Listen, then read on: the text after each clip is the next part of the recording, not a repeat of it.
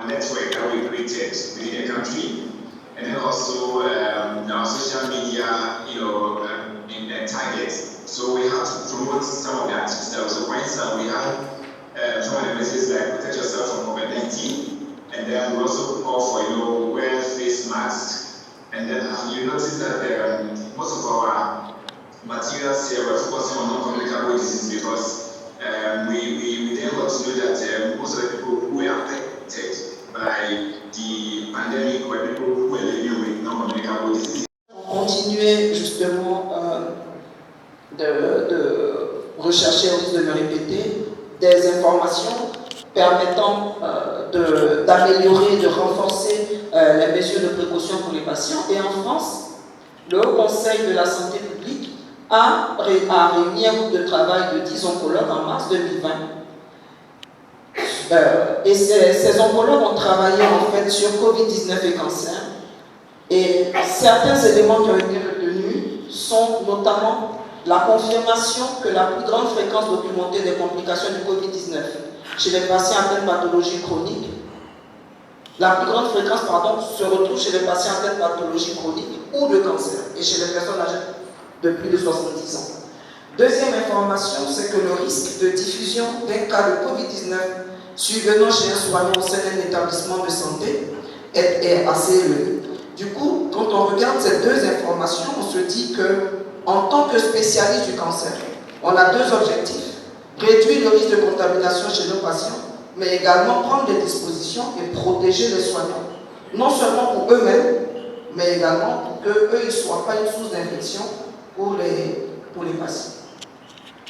La police derrière les gens pour respecter les dispositions qui avaient été prises. Et dans la première semaine, on avait une évaluation quotidienne des activités mises en œuvre. On essayait tant bien que mal de les adapter au fur et à mesure de la mise en œuvre parce qu'on voyait les difficultés. Et puis secondairement, on a fait une réunion concernant la mise en œuvre des horaires parce qu'il fut un moment où nous avions l'État de Côte d'Ivoire avait instauré un couvre-feu dans le cadre de la lutte. Il fallait donc adapter les horaires de travail. Donc on les a réunis, on a fait des propositions et on les a laissés s'organiser un jour sur deux, un jour sur trois. Chaque équipe avait la latitude de s'organiser. Nous, on regardait le programme, on voyait qu'il n'y avait aucune pénalité pour les patients. Donc les horaires qu'ils nous proposaient, le nombre de jours de travail qu'ils nous proposaient, tous les groupes, chacun avait son programme. Les informaticiens ont fait leur programme, les techniciens de radiothérapie n'avaient pas le même rythme de travail que les infirmiers, mais au final, le programme de traitement des patients n'avait pas changé. Et c'était ça le plus important pour nous. Et lorsque le couvre-feu a été levé, on a repris les horaires. Et on a mis en place un comité de crise Covid-19. On s'est réunis tous les mardis. Hier, moi je reprends le congé ce matin, mais hier j'étais en congé, mais le comité de crise s'est réuni. Et le comité de crise, il est multidisciplinaire. On a la psychologue, on a le service communication, on a la direction financière, parce que s'il y a des choses à faire, il faut qu'ils comprennent l'intérêt. Il y a un représentant de chaque service, des infirmiers, et voilà, le sous-directeur des soins infirmiers et tout ça. Quelles ont été les composantes donc, de cette riposte? On peut les regrouper en 5 points, que je décrirai comme étant des éléments de protection générale. Ensuite, des éléments concernant la protection des patients, ensuite la protection des soignants, la mise en place de la téléconsultation en cancérologie, et puis la désinfection aérienne. La protection générale, on a 5 à la gravité de l'infection. C'est en ce sens que je vous disais dans l'introduction que les données étant variables, et chacun dans sa pratique voyant la gravité de cette infection chez les sujets fragiles, il faut faire attention et il faut justement une grande prudence dans les propositions de suggestion et prendre toutes les dispositions, comme je le disais, pour réduire le risque d'infection à Covid-19, aussi bien chez les personnes touchées par le cancer que chez les soignants qui s'occupent d'eux. Quel est donc le défi dans ce contexte pour les services de cancérologie ou des centres de prise en charge du cancer? Le défi, c'est d'abord de poursuivre des soins de qualité, en limitant le risque de contamination pour les patients, comme je l'ai dit, et en assurant également la protection des soins. Quelle a donc été l'expérience de notre établissement, le Centre national d'oncologie médicale et de radiothérapie Alassane Ouattara d'Abidjan, qui est un hôpital public dédié uniquement à la prise en charge des cancers, inauguré en 2017 et qui a ouvert ses portes le 25 janvier 2018 à la population. Les différentes étapes ont été d'abord le consensus avec les responsables de service. En Côte d'Ivoire, on a enregistré le premier cas de Covid-19 le 11 mars 2020. Le 14 mars, il y avait 4 cas en Côte d'Ivoire. Et le 16 mars, la direction a réuni tous les responsables de service et d'unité. La direction leur a proposé les différents axes de lutte qu'elle avait. Elle a recueilli leurs avis. Nous avons partagé ensemble les avis.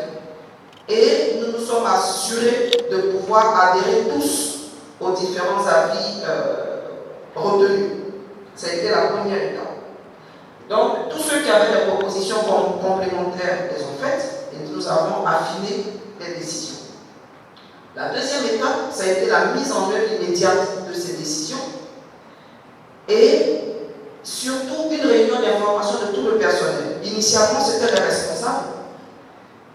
Il nous a paru difficile de demander seulement aux responsables de passer le message à leurs équipes parce qu'il y avait le risque que dans le message, il y ait peut-être des informations différentes, pas discordantes, mais différentes. Et tout le monde n'ayant pas le même niveau de compréhension, en accord avec les responsables de service. La direction a réuni tout le personnel. Ça a duré toute une journée, parce qu'il fallait respecter le fait de ne pas être nombreux dans une salle, il fallait respecter la distanciation. Donc on a constitué 8 groupes différents, avec un langage accessible à tous pour la sensibilisation.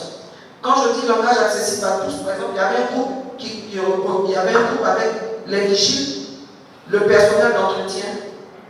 Et donc eux, on ne pouvait pas leur parler un langage médical. On sait ce que les gens entendent dehors, par exemple, mais tel masque ça ne protège pas, tel masque ça protège, ce n'est pas forcément vrai. Donc il fallait leur expliquer certains détails sur même les informations des fois erronées qu'ils avaient. Et ça nous a pris toute une journée parce qu'il fallait recevoir, donc il y avait le groupe, comme je vous ai dit, les jardiniers, le personnel d'entretien, les vigiles. Il y avait un groupe avec les secrétaires, les hôtesses d'accueil, il y avait le groupe des médecins, le groupe des infirmiers, le groupe des techniciens de radiothérapie. Les éléments de santé publique au niveau de la DHRC. Alors, c'est le règlement sanitaire international à sa version 2005. Qu'est-ce que le RSI version 2005? Le RSI version 2005 est un instrument international juridique contraignant dont l'objectif est de prévenir la propagation internationale de maladies, de s'en protéger, de réagir par une action de santé publique proportionnée, limitée aux risques qu'elle présente pour la santé publique. Mais cela dans un esprit très important, en évitant de créer des entraves au niveau du trafic des personnes et au niveau du commerce international. C'est ça la quintessence même du RSI. Vous voyez aujourd'hui, avec l'épidémie que nous connaissons, il y a beaucoup de tracasseries qui ne suscitent pas l'engouement des voyageurs aériens, ce qui entraîne donc des désagréments au niveau financier concernant les compagnies aériennes dont beaucoup n'ont jamais la clé sur l'opération. Merci beaucoup, professeur Agodo, chers maîtres, chers aînés, chers collègues. Je voudrais avant toute chose remercier notre maître, le professeur Lokou, et remercier à nouveau le professeur Agodo pour l'opportunité qui m'est donnée de partager avec vous l'expérience du Centre national d'oncologie médicale et de radiothérapie Alassane Ouattara dans la continuité du traitement des cancers face à cette pandémie à coronavirus. Je dirais en introduction, je donnerai des données que plusieurs personnes connaissent déjà, c'est que depuis décembre 2019, nous avons constaté le développement rapide d'un nouveau coronavirus qui a imposé, mon prédécesseur l'a dit tout à l'heure, à tous les pays de mettre en place des mesures de confinement. Et les études qui ont été faites dans l'urgence pour certaines ont montré qu'il y avait plusieurs patients à risque de développer des formes graves de cette infection, notamment les patients fragiles, les patients âgés de plus de 70 ans, les patients avec des comorbidités cardiovasculaires. Le professeur Ngueta est là, je ne rentrerai pas dans plus de détails, mais également les patients immunodéprimés, dont ceux suivis pour un cancer. Et nous nous sommes rendus compte que, bien qu'on nous dise que ce soit des formes graves pour lesquelles justement on devrait prendre toutes les dispositions qui s'imposent, des marchés dans les, comment on appelle la grande surface. Et vous voyez comment aujourd'hui je parle. Sinon avant, quand j'ai eu mon accident, je ne parlais pas. Donc aujourd'hui, c'est une bonne chose. Voilà. C'est ce que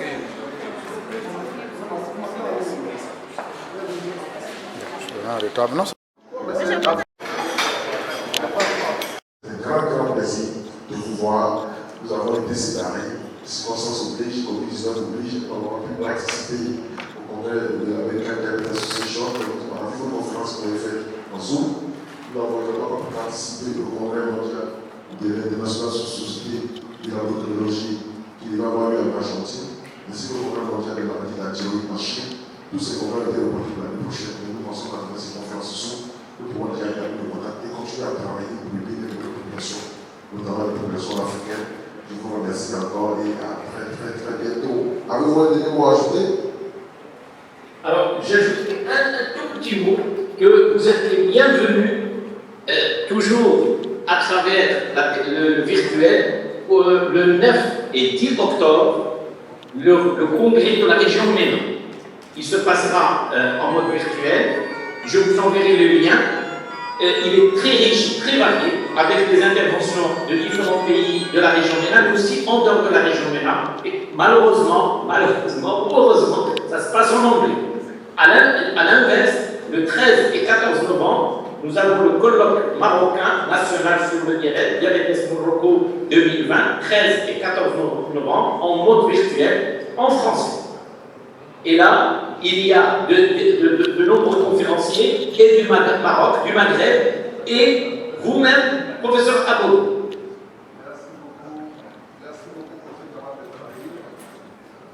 Je voulais également dire que nos sessions se poursuivent. On a commencé depuis déjà hier dans un hôtel, dans un autre quartier qui a porté sur la gestion du diabète et ça concernait les agents de santé sur l'ensemble du territoire ivoirien. Il a bâti les 125 maternités sur l'ensemble du territoire dans le contexte de la prévention du diabète gestationnel. Et nous sommes en train de travailler justement sur les recommandations adaptées à l'Afrique. Nous enverrons également le grand complément. Aujourd'hui, c'est la journée des maladies chroniques non transmissibles. Par contre, demain, jeudi et vendredi, ce sera le congrès de la Société africaine d'endocrinologie, métabolisme et nutrition, avec la présence du ministre de la Santé et de l'Hygiène publique pour la cérémonie d'ouverture. Et vous serez toujours invités, nous enverrons tous les liens pour participer de façon active, parce que nous allons également parler des recommandations sur la prise en charge des pathologies de la thyroïde, et puis également nous allons ébaucher des recommandations sur la prise en charge des autres problèmes spécifiques, notamment les pathologies hypophysaires et les autres maladies endocriniennes chroniques qui sont de véritables problèmes dans le pays africain. Merci encore et à très bientôt pour ce canal de. Merci à tous et donc pour ces compléments, ces conseils avisés, extrêmement pertinents et cela ne nous étonne pas du tout parce que vous êtes le leader, le président de la Fédération internationale du diabète, région Afrique du Nord et du Moyen-Orient. Et je pense que vous et votre équipe, vous faites beaucoup pour cette région du monde, en particulier sur ce qui concerne la prise en charge du diabète, pas seulement du diabète, mais également des maladies chroniques. Et vous insistez beaucoup dans votre plaidoyer sur la nutrition, les différents programmes de nutrition, la collaboration multisectorielle avec, comme vous avez insisté, la société civile, qui est la pierre angulaire de cette bataille, si on veut avoir des résultats probants. Et cela, l'OMS l'a reconnu déjà en 2016, à l'occasion du congrès de l'île Maurice, à laquelle ils ont demandé à la société civile de participer dans son entièreté et de faire des propositions. Et à cette occasion, nous avons proposé et obtenu la semaine mondiale des maladies chroniques qui est actuellement en cours tous les mois de septembre de chaque année. Et pour cette année, ça a débuté depuis le 7 septembre et ça a pris fin hier, le 15 septembre, et nous nous en réjouissons. Et c'est justement à votre image que nous mettons également l'Alliance Côte d'Ivoire, cette Alliance Côte d'Ivoire qui voit ici réunir plus de 200 personnes dans la salle. Je ne sais pas si le professeur Belkadi a l'occasion de voir ceux qui sont dans la salle. Faites passer la diapositive. Rachel, faites passer la diapositive de présentation des différents membres d'ONG qui sont dans la salle afin que les participants qui sont au niveau international, la vidéo étant enregistrée, qu'ils puissent éventuellement également assister à tous ces aspects et puis pouvoir échanger à partir des différentes conférences, des différentes communications, ces partages qui vont être mentionnés sur le site web de la Société africaine d'endocrinologie, métabolisme, nutrition, en partenariat avec l'Alliance des organisations de lutte contre les maladies chroniques Côte d'Ivoire et également de l'association Obésité Diabète de Côte d'Ivoire que nous avons l'honneur de diriger. Donc, cher maître professeur Jamal Belkadi, merci beaucoup pour votre disponibilité et sachez que nous sommes avec vous. Nous suivons vos conseils, nous suivons vos traces de très près et nous pensons que c'est ensemble l'Afrique du Nord, la région MENA et l'Afrique subsaharienne que nous allons continuer à gravir les différentes étapes en termes de gestion des maladies chroniques, en termes de réduction de la mortalité, de l'incidence de ces véritables calamités qui empêcheront, nul doute, les pays africains d'avancer vers l'émergence tant promis pour le bien-être des différents concitoyens.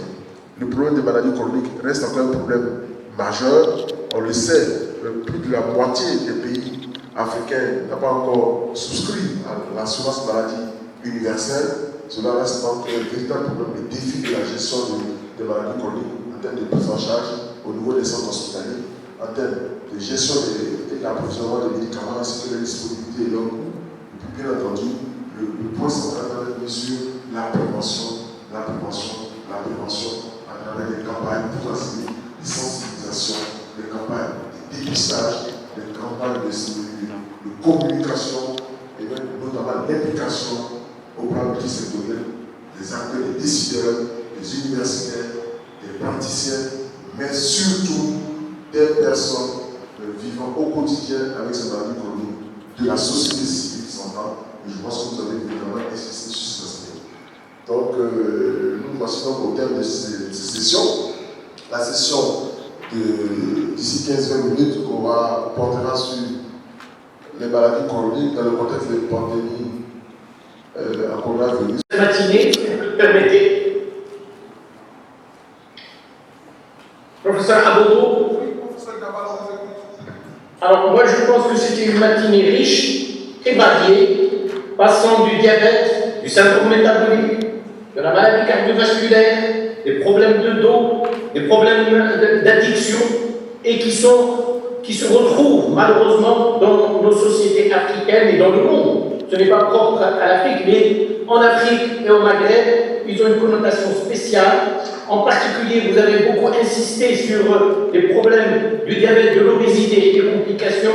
Je pense qu'aujourd'hui, en 2020, on peut parler de paradoxe du diabète en 2020, c'est-à-dire, d'un côté, une population dans les pays développés qui reste beaucoup plus restreinte, mais qui profite des possibilités et des moyens du traitement du diabète les plus modernes, et une population mondiale beaucoup plus importante, un nombre beaucoup plus important de diabétiques, notamment en Afrique, qui ne bénéficient pas de ces moyens, faute, bien sûr, de moyens, mais à cause de la pauvreté, des problèmes, et que la santé n'est pas toujours au premier plan dans nos pays. Malheureusement, il y a beaucoup d'efforts à faire là-dessus, et je pense que aussi, il faut être conscient qu'il faut qu'on aille en fonction des moyens dont on dispose, et que les meilleurs traitements, c'est celui qui est adapté à notre contexte, impliquant, et comme vous l'avez beaucoup insisté dessus, sur le rôle de la prévention. On ne peut pas s'en sortir avec le diabète, le coût du diabète, ses complications, sa lourdeur, ses handicaps, si on ne développe pas une politique de prévention, d'éducation, et donc toute la société, et c'est là où je veux arriver, toute la société est concernée. Ce n'est pas un problème du ministère de la Santé, ce n'est pas un problème des médecins, c'est un problème de toute une société qui doit se fixer comme objectif lutter contre l'obésité, lutter contre le prédiabète, lutter contre la pauvreté, parce que c'est la meilleure façon de réduire la maladie diabétique, de réduire les conséquences du diabète et en impliquant bien entendu tous les intervenants dans la société, y compris le Parlement, les ministères, les médias, les ONG. Les ONG ont un rôle fondamental et je pense qu'il est essentiel qu'on doit continuer notre plaidoyer à société savante, société du monde associatif qui s'occupe et qui s'intéresse au diabète. Et c'est grâce à cette association de par le monde que naturellement la maladie diabétique, l'obésité, les autres complications ont pu être mieux prises en charge grâce à cet effort de plaidoyer.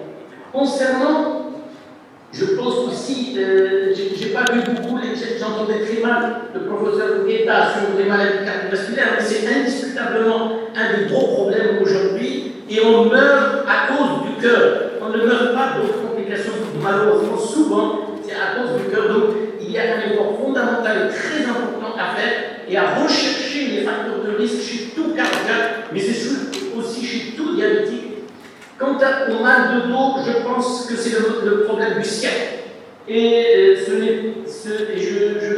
ne vous apprends rien en soulignant que lutter contre l'obésité permet de lutter contre le mal de dos. Et bien entendu, il faut réserver la chirurgie aux cas extrêmes. Il faut laisser de côté la chirurgie parce que dans certains cas, il peut y avoir des indications, mais le plus important pour le mal de dos, c'est la prévention, c'est l'hygiène de vie, c'est le style de vie qui doit être adapté, la lutte contre les fausses croyances, la lutte contre la sédentarité. Les choses se termineront plus tôt parce qu'on a du mal à supporter sa nouvelle condition. Mais tant qu'on a la vie, il y a toujours possibilité de vivre et faire partie des vivants est un privilège. Parce que de nombreuses personnes ont été victimes de l'AVC. Malheureusement, de nombreuses n'ont pas pu survivre. Et donc, pouvoir survivre à l'AVC est déjà un signe que nous avons la vie. Et à partir du moment où nous avons la vie, nous pouvons nous donner le moyen d'aller de là-haut. Là a été le premier début de notre bataille, mon épouse et moi, pour pouvoir prendre le dessus sur cette maladie. Et c'est déjà un message que nous voulons partager avec toutes les personnes ici qui ont des connaissances, qui ont été victimes, de faire comprendre à chaque fois que cela est possible que tant qu'on a encore la vie, on a la possibilité de pouvoir se battre. Il faut célébrer la vie. Et on le dit chez nous, tant qu'il y a la vie, il y a de l'espoir, et ce qui ne nous tue pas est censé nous rendre encore plus forts. Et quand on prend conscience de cela, la première chose qui reste à faire maintenant, c'est de reconstruire. Autrement dit, c'est se battre pour retrouver son indépendance. Et dans cette bataille, permettez-moi de partager avec vous 3 erreurs ou 3 éléments qu'il ne faudrait surtout pas faire pour les personnes qui voudraient apporter leur soutien. Les messages qui sont donnés lorsqu'ils sont donnés un peu trop vite. L'incontinence, qui fait partie aussi des séquelles des AVC. Vous vous trouvez avec des personnes qui avaient un AVC, qui sont capables de faire leurs besoins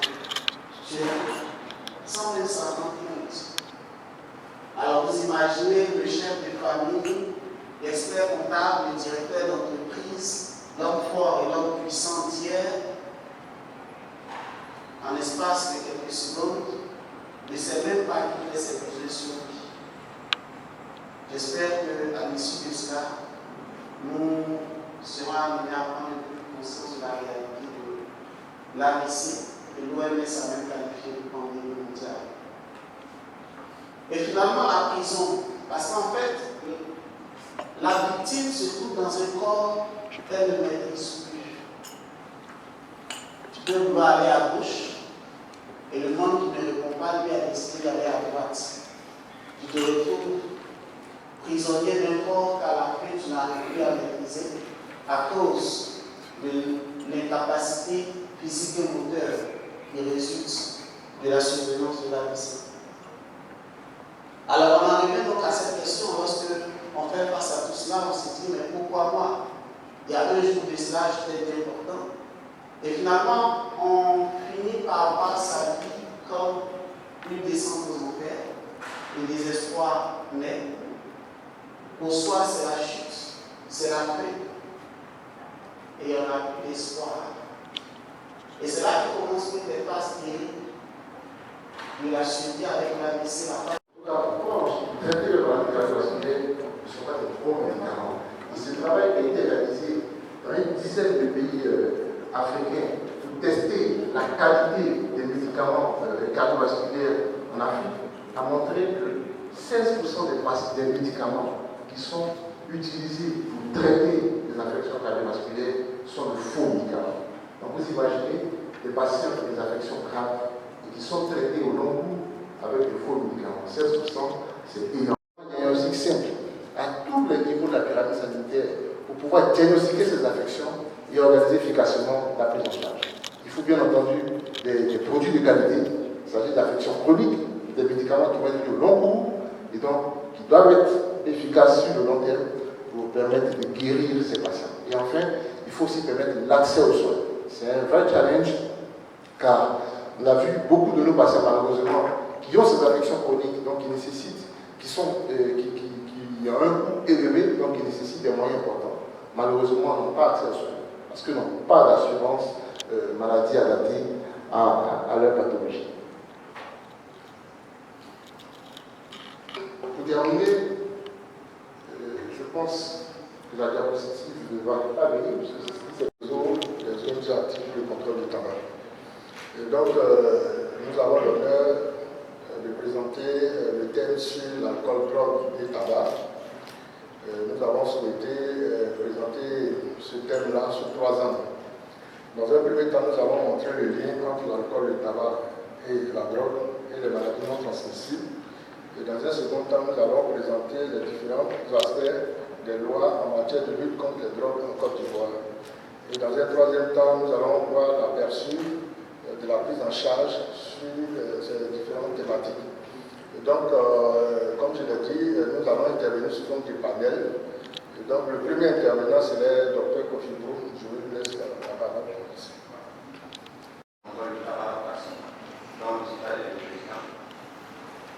Donc, c'est une motivation pour laquelle je travaille sur le tabagisme dans le cadre de ce projet. Une autre motivation, c'est le méfait du tabac, de l'alcool et de la drogue. On est tous et ça, cette situation aiguë est gérée donc, par les médecins de la médecine générale et puis la médecine spécialisée, notamment donc, la rhumatologie. Alors, mais ce qui nous importe au niveau de la médecine physique et de réadaptation, c'est lorsque le patient va passer donc, à la phase de chronicité où il va avoir notamment plusieurs retentissements. Le retentissement va aller du point de vue physique et va évoluer progressivement vers des retentissements psychologiques et professionnels. Alors il faut dire que aujourd'hui, on parle de transition épidémiologique en ce qui concerne donc, la maladie du dos, d'autant plus que le reste depuis 51 à 84% des personnes dans le monde ont vécu déjà notamment une douleur dans le dos. Et alors, comme je l'ai dit, lorsque vous faites donc, votre première crise de mal du dos, ce qui est problématique, c'est le passage donc, à la chronicité. C'est-à-dire qu'il y a donc des récidives du mal du dos, après donc une thérapie bien définie évidemment médicamenteux ou non médicamenteux. Et donc on décrit à 66 à 84% de récidives de ceux qui ont déjà vécu donc, le mal du dos. Les conséquences économiques sont graves. À tel point qu'on a déclaré donc, le mal du dos, donc la lombalgie, comme maladie professionnelle. D'autant plus que vous voyez, aux États-Unis, 149 millions d'arrêts de travail. Ça paraît énorme, mais lorsqu'on capitalise directement tous les arrêts que nous avons à cause de notre mal du dos, l'inconfort que nous avons à cause de notre mal du dos, également des mouvements répétitifs qui sont faits pour certaines manutentions. Vous avez donc des mauvaises postures pour ceux qui sont sédentaires, les médecins, ceux qui sont agents de bureau, qui sont en position assise. Vous voyez donc cette posture, nous révélons assise à des caractéristiques qu'il faut avoir. On est mal assis ou on est bien assis. Donc c'est tout ce paramètre-là, à long terme, qui va déclencher évidemment, donc, ces troubles, notamment donc, la dégénérescence, tout ce qui est sous-articulaire au niveau du dos, tout ce qui est arthrose, tout ce qui est donc dérangement vertébral, et surtout tout ce qui est discal, lorsque évidemment il y a un problème ici, un problème de mauvaise manutention, donc des charges physiques et en termes de performance sur les capacités psychologiques. Alors donc l'intérêt de la prise en charge en médecine physique et de rééducation vraiment s'impose, surtout en prenant en compte vraiment le programme de réhabilitation fonctionnelle du rachiste. Donc il donne beaucoup de résultats positifs, car environ 80% des personnes qui ont suivi donc, le programme ont une évolution favorable à court et à moyen terme. Je vous remercie.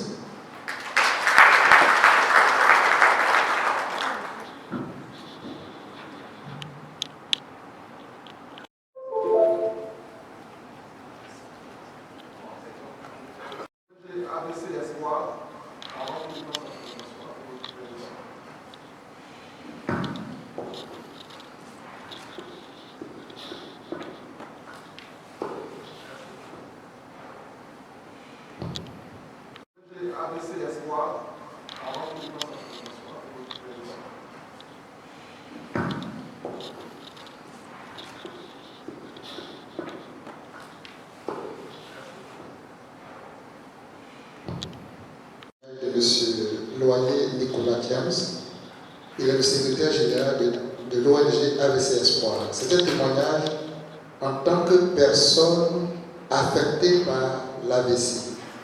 L'AVC, vous savez que c'est une complication des maladies non transmissibles. Et M. Loyer, il est affecté parce que sa femme, son épouse, est victime d'AVC. Et nous allons l'écouter parce que la victime, les affectés, les enfants, les parents, les entourages, et c'est un témoignage intéressant à écouter. Nous laissons la parole à M. Loyer. Dans le vif de la présentation, qu'il me soit permis de remercier les organisateurs de ce symposium qui ont bien voulu nous faire part, nous inviter à participer à ce jour.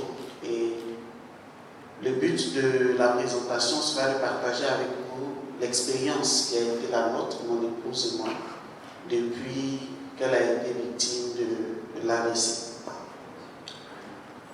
Civilité oblige, je suis Loyer Nicolas James, secrétaire général de l'ONG AVC Espoir, présent ce matin en tant que personne affectée, cadre commercial dans une multinationale de la place. Et ce matin, je vous rends ce témoignage parce que j'ai été affecté à 2 titres par l'AVC.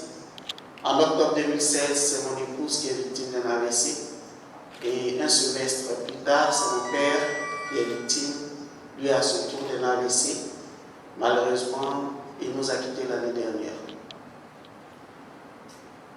J'espère qu'à la fin de mon témoignage, les personnes bien encore portantes pourront comprendre toute la nécessité de l'attention que requiert notre santé et comprendront que la chose la plus importante dans la lutte contre les AVC, c'est la prévention. Pour les personnes affectées, j'espère qu'elles trouveront en elles les ressources nécessaires pour apporter l'accompagnement nécessaire dont les personnes victimes en ont besoin. Et pour les personnes elles-mêmes victimes, j'espère qu'elles pourront comprendre que tant qu'il y a la vie, il y a encore de l'espoir. L'AVC est un accident. Et qui parle d'un accident parle nécessairement d'un constat. Et je voudrais partager avec vous le constat qui a été le nôtre à la suite de l'accident de mon épouse.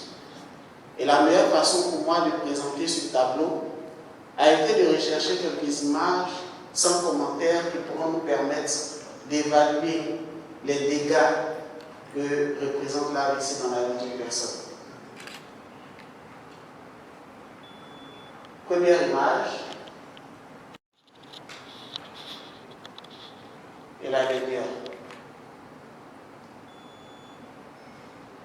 Ces images ont été prises à la suite d'un tsunami qui a frappé le Japon.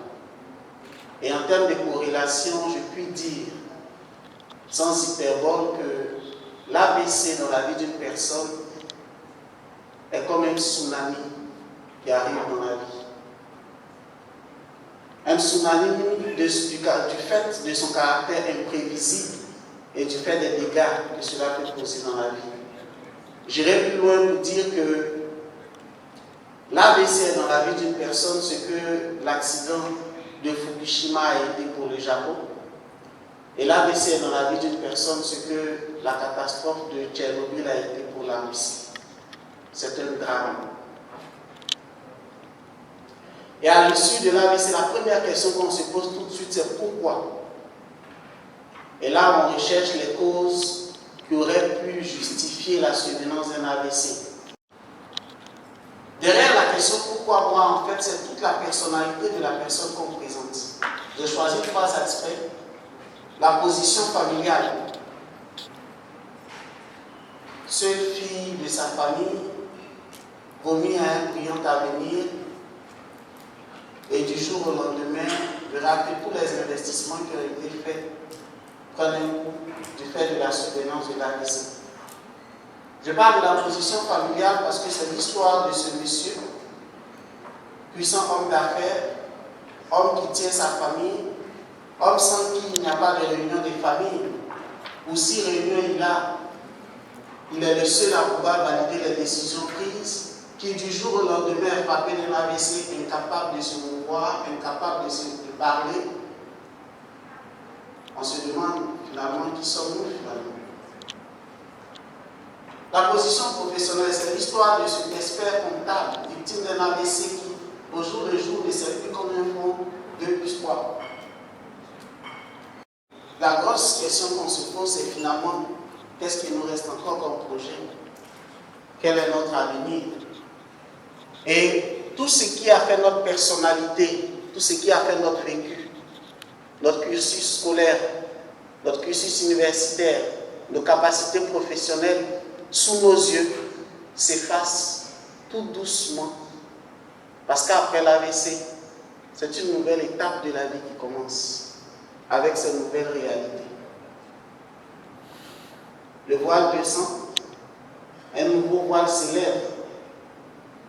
Et la première chose à laquelle on est confronté, c'est tout de suite un handicap. Pour les personnes victimes d'un AVC ischémique, dans la plupart des cas, on s'en sort avec une paralysie d'un côté. Première réalité. La seconde réalité, c'est celle de la dépendance. Après avoir été victime de l'AVC, mon épouse était incapable de se tenir sur ses pieds, incapable de se laver par elle-même, incapable de faire ses besoins elle seule. Et pour tous ces supports, il fallait être présent pour l'aider dans ses moindres détails. Vous comprenez donc, la comparaison de l'AVC est une catastrophe parce que du coup, c'est toute la personnalité de la personne qui est mise en veilleuse. Après la dépendance, il y a les troubles de mémoire.